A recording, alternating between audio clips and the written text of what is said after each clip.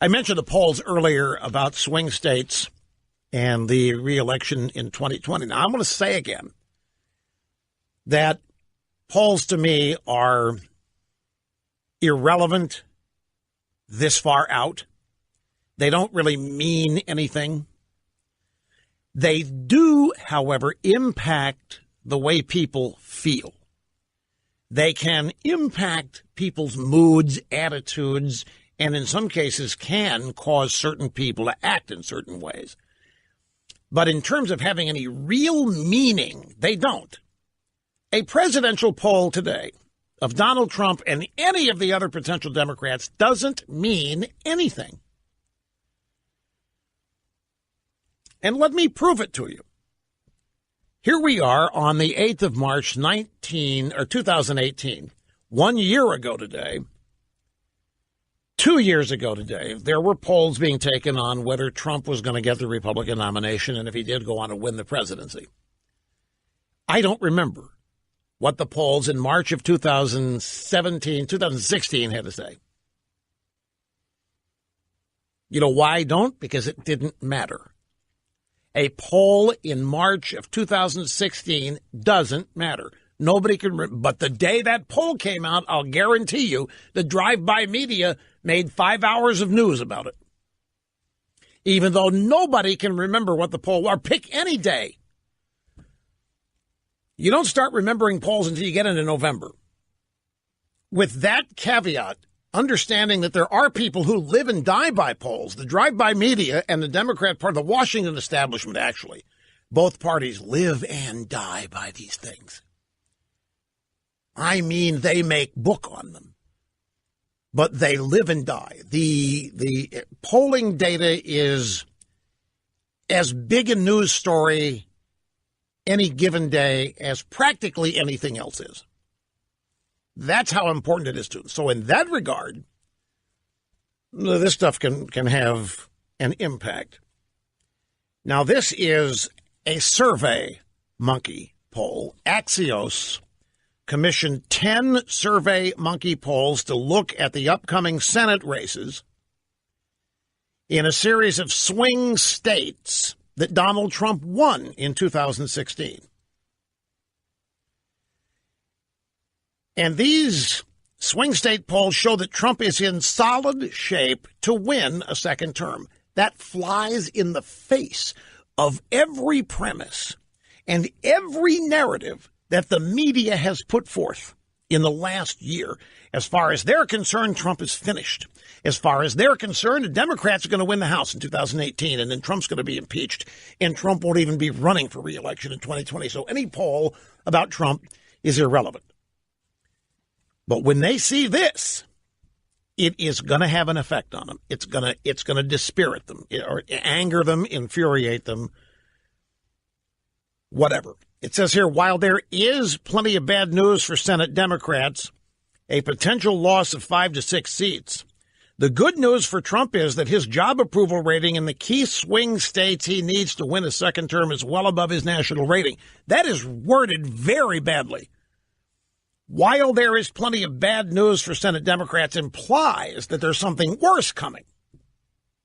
Well, there isn't.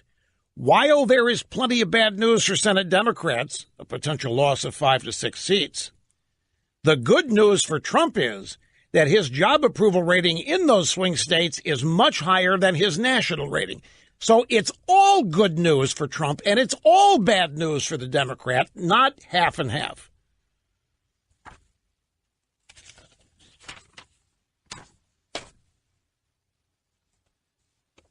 As of now, Trump's national job approval rating sits at around 40%.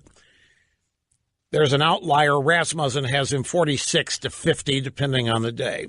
In Wisconsin, Trump's approval rating in the SurveyMonkey poll, 48%. Michigan, 47%. Ohio, 54%. Pennsylvania, 46%. Florida, 46%.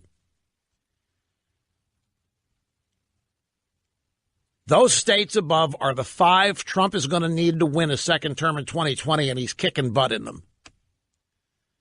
He's doing well in them.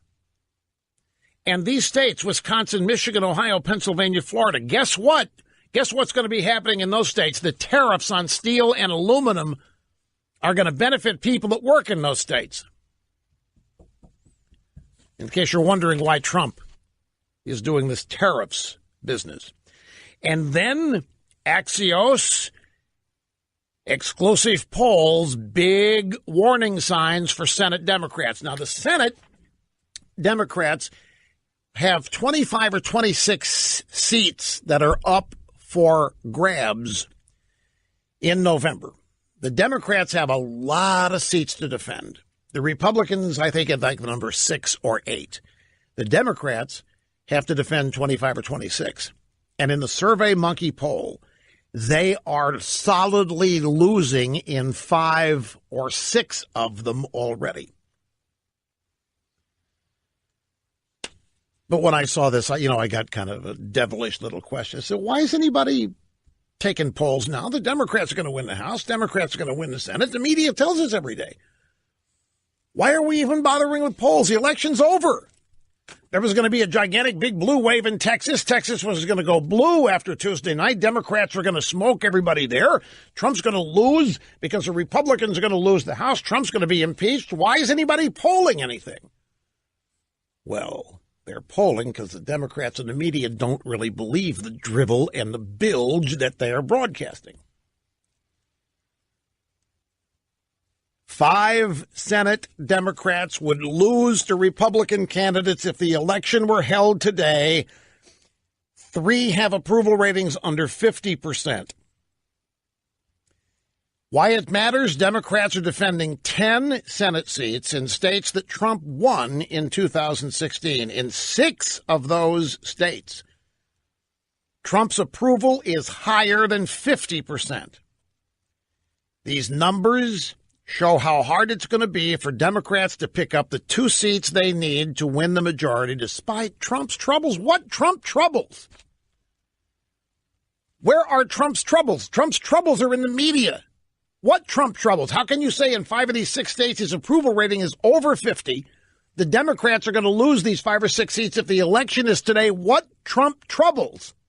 Gary Cohn resigning? That's not a problem. Chaos in the White House? I don't think there is any. If there were, why is it only a 2-day story? Why was it a Thursday and Friday story? And why now are they've moved? Oh, because the Make America Horny Tour Again star has decided she can speak up rather than have to shut up. So now they're moved on to Trump and the Babe again. They're going from issue to issue, hoping one of them is going to stick to get rid of Trump today, tonight, tomorrow, what have you. Meanwhile, Trump's not really in trouble. He hasn't lost the support of his base. He's moving on his agenda. As we saw today, the cabinet meeting, pre-meeting, he's having a grand time. Everybody with him is smiling, yucking it up. Trump's in trouble in the media. Now, I'm not downplaying that. The media has a big impact on what people think. But in the real world, Trump is not wandering around aimlessly looking at pictures on the wall and asking for advice or any of this. We are living through some of the most manufactured crap that's being passed along as news on a consistent daily 24-hour basis than I can ever remember. But this story, Axios is a millennial left-wing website. Big warning signs for Senate Democrats. Wait a second, that doesn't fit with all of the narratives out there that Trump is going to get smoked and that the Republicans are going to get smoked. They've got 25 seats to defend, and the Republicans are in trouble. And the Democrats are running on what? They opposed everything that's improving everybody's lives economically. They opposed it all. They're running around trying to connect dots on a scandal that did not happen. They are obsessed and deranged with raw hatred that's infecting everybody on their side.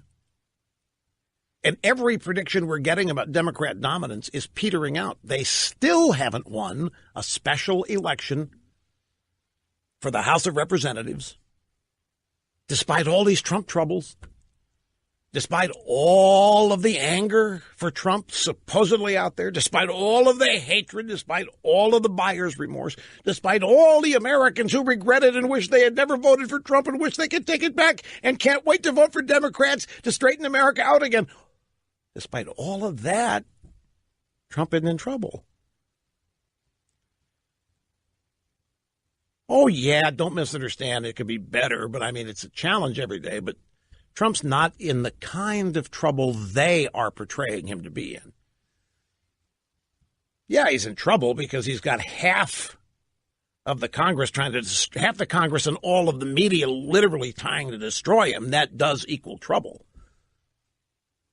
But that's not the kind of trouble that they are talking about.